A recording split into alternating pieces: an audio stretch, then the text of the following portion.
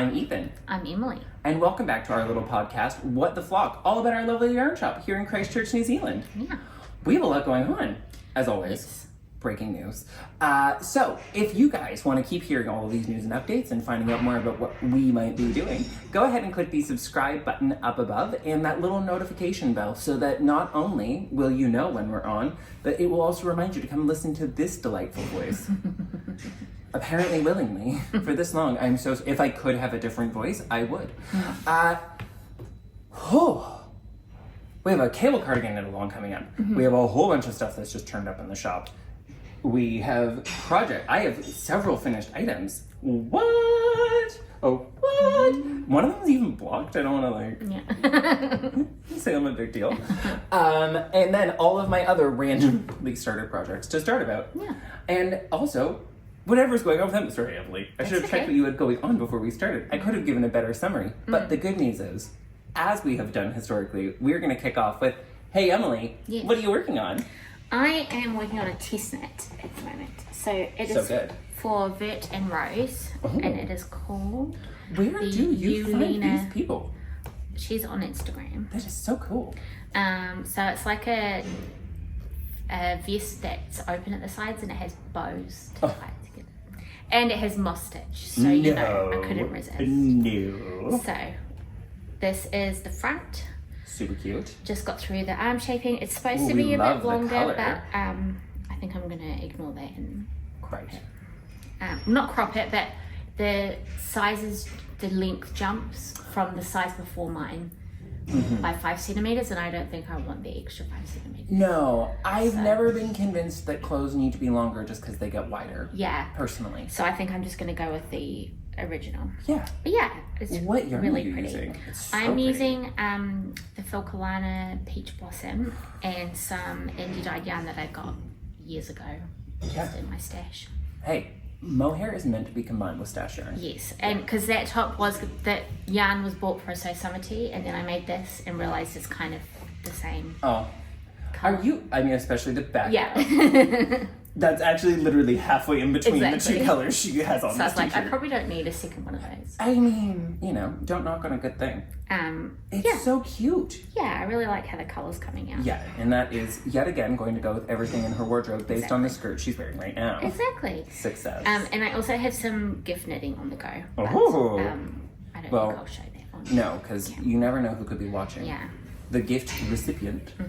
I am, as is traditional, doing no gift knitting, so I can show people everything I'm working on, and it escalated quickly this week, guys. It escalated quickly.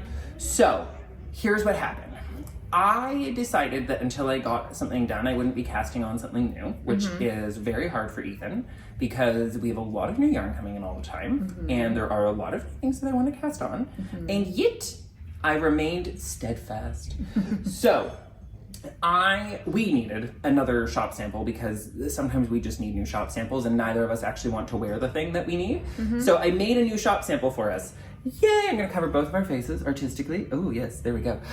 This is the Stockholm Slipover by Petite Knits.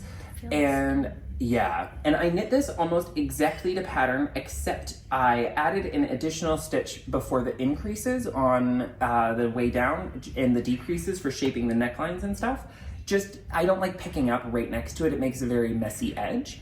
I'm really happy with what I did, but if I was going to do this again, I would refine it yet further by moving the stitches in a teeny tiny bit.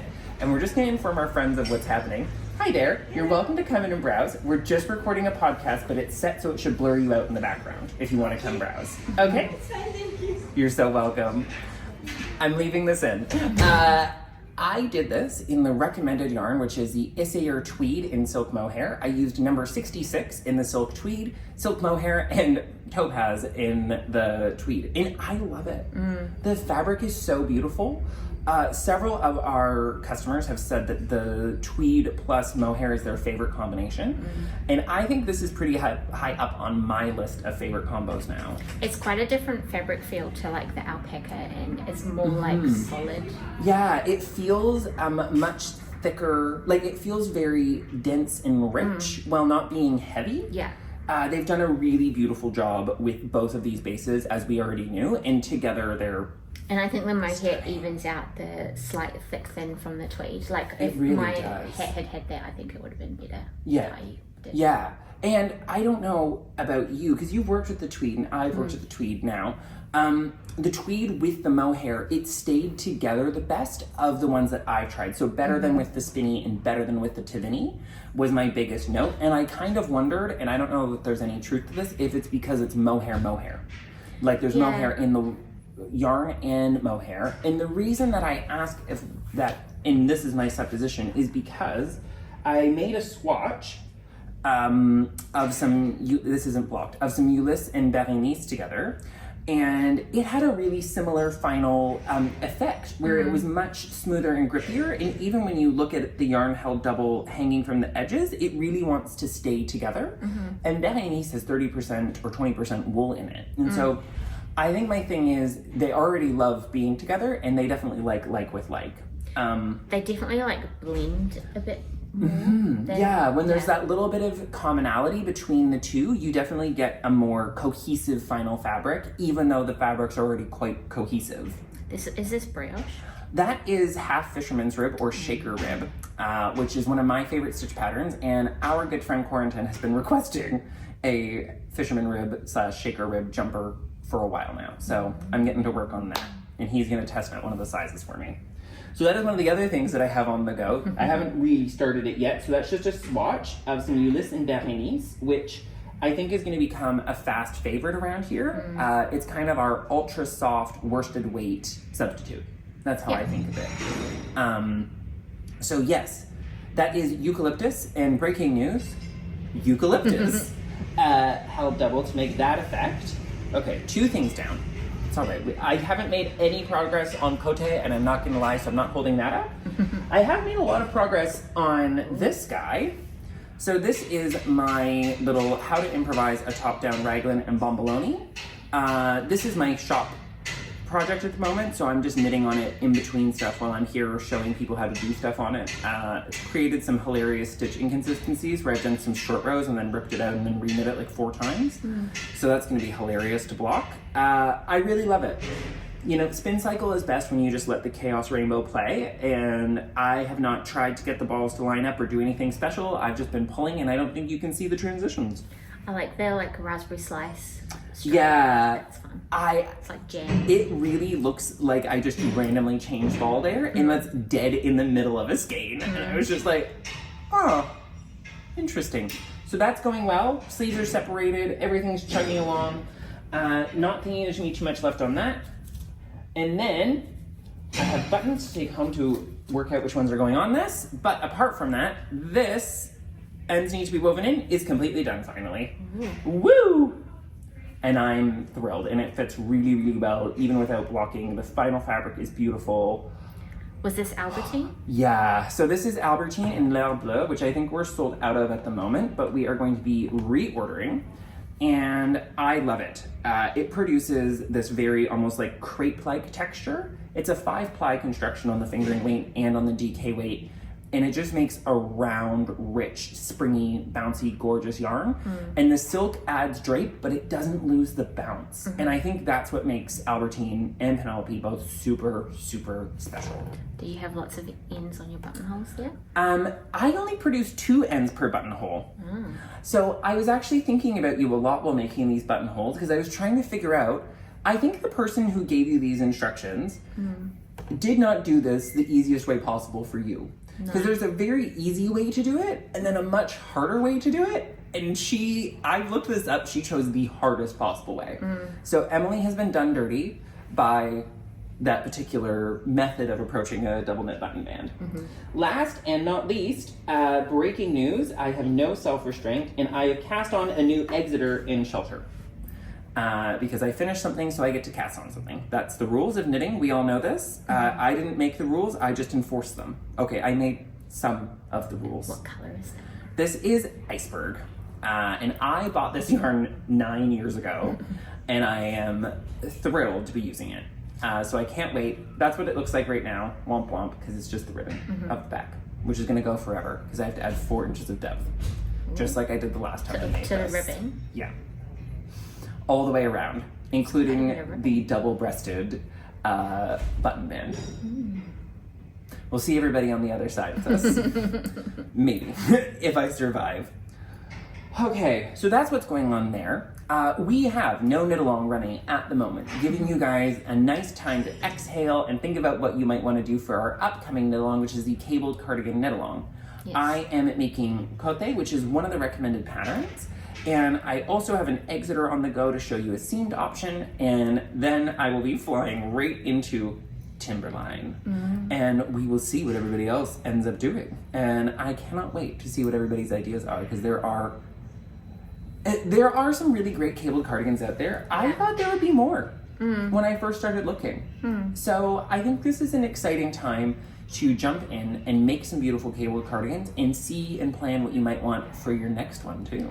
I keep finding ones that aren't actually cables, that look kind of cable-y, but they're twisted stitches or something else. I'm finding a lot of brioche cables in quotation marks that are actually just increases and decreases, adding a lot of bulk to the front of a brioche cardigan. And you know what we all want is just adding bulk right through this portion of our body, from the bottom of the nipple to the top of the pant line. That's when I'm like, Ed. Give me more. I want to look like a pumpkin on stilts. Help a brother out. Oh, okay. Speaking of pumpkins. Oh, yes. We have some very restrained yarn. Emily, would you like to show the people the very restrained yarn? Oh, boy. I swear I was fully sober when I ordered all of this yarn. I just want to be clear. Well, this was like a direct attack. That was a direct attack. These are all technically direct attacks. If you're watching at home and you can guess who I'm attacking with each skein of yarn, you get nothing, but it's funny. I just totally invented that this was called carrot cake. It's just called carrot. It's just called carrot. Not carrot cake. No, but it is bright. Yes. So this is the new yarn that we're bringing in from Dark Omen Yarns, the super talented Francesco. We are one of the exclusive stockists of this yarn. It is just us and Stephen and Penelope. You can't find it anywhere else. There is my current obsession, Ibsen and Void. These are the colors that I used in my mystery knit along. So if you loved the way my MCAL looked, please jump in. The Ibsen is so good. And then we have, so I was reading that a lot of his colors are based off video games. Yeah, so this is from Final Fantasy, Bahamut, the final summon. And Seer is from every other video game known to mankind. I love Bahamut. I thought I would like it, and then it came in person, and it's like a real dark wizard kind of vibe. Yeah, he got if you know who Bahamut the character is, he got it just right. And then that's just a kind of a random selection I just picked. Yeah, but they're beautiful. So this is Verdant, Pisces, and Stardust. Inspired by the film, apparently, of the same title. That makes sense. Which would make sense, I was told, but I have not seen it, so I don't know. Yeah. Anyway, it's a beautiful collection from a super talented Italian-based hand dyer, and we are thrilled to be bringing it to you. So. And these are merino, 75% merino superwash, 15% nylon. Yeah. And they've got 4 to 5 meters, so there's that little bit extra. For those of us who need a little bit more to go up and down the leg of a sock. Now. The other new thing that we have to show you today, and then this, I know it's short, but this is our podcast today. But the other thing to show you today is my unintentional salute to flags everywhere. Good news, if you've been looking to knit yourself a flag of the world, we have almost all the colors now, because these are the most common colors in flags. I actually looked this up before I said it to make sure I was right. But yeah, these are literally... You just need yellow, I guess. No, that's it. This is the only one we're missing. We'll get it in the next one. Here's to banana. But this is a new, super exciting product to bring you from our wonderful friends at Filcolana. This is Peruvian. It is a DK weight 100% Highland wool. So softer than the majority of non-merino wools that you're gonna find. Definitely suitable for next to skin wear for most people, but you may wanna swatch and double check. It is, of course, part of that beautiful color palette that Filcolana has produced. So does have coordinating mohairs, right? And I obviously hate that color. Yeah. Hey, Emily, what color did you get as your prize for Miss Congeniality? There's a theme going on. And the cobalt, because I have to order it on every single base that it's available. Yeah, right? Hi. look. Are we calling it cobalt now? Yes, apparently that's what they call it. Oh, I thought it was Eve's It Kind is Blue. Eve's Kind Blue, but they refer to it as cobalt, and God forbid. You know what? Next week we'll hold up all the different shades of YKD in the shop, and we'll There's go. quite a bit. There is, because I order it on every single base. I order 3 colors on every single base, and breaking news, one of them's pink, and the other one is that shade of blue, and you'll never guess what the other one is. It's this one. Is that, I hope it translated. Anyway, these beauties are here for you to shop, and it helps to round out our DK weight color palette. So if you're looking for the perfect thing for color work, or you're just missing that exact shade, we are happy to bring in anything from this range for you and expand that DK weight color palette in this shop, and it's gonna go crazy. There's also lots of pattern support for this from Yes. Philcolana. So Thank you. Yeah, we should be reiterating, Emily is 1,000% right. Philcolana has an immense pattern support. We have beautiful books you can come and store and browse, and we can print you any of their patterns to take home and knit, and we can order you any of the yarns, and we carry a pretty good Philcolana selection now. And I'm glad to say that we have even more colors of our Weta, because I think I ordered more colors again. yes. Yeah. Maybe Maybe 2, I think. And then I ordered something on maybe No, a not- color. not Did I anymore order the either. salvia? you did. That's We the got more sorry, Merci. more Merci. I ordered more colors on Merci. Whoopsie poopsie. It's not my fault. I'm overwhelmed by yarn fumes. Yeah. Okay. Well, I guess we'll pop off for today. Yeah. And we will catch you guys up soon next week. Okay. Bye. Bye. Come to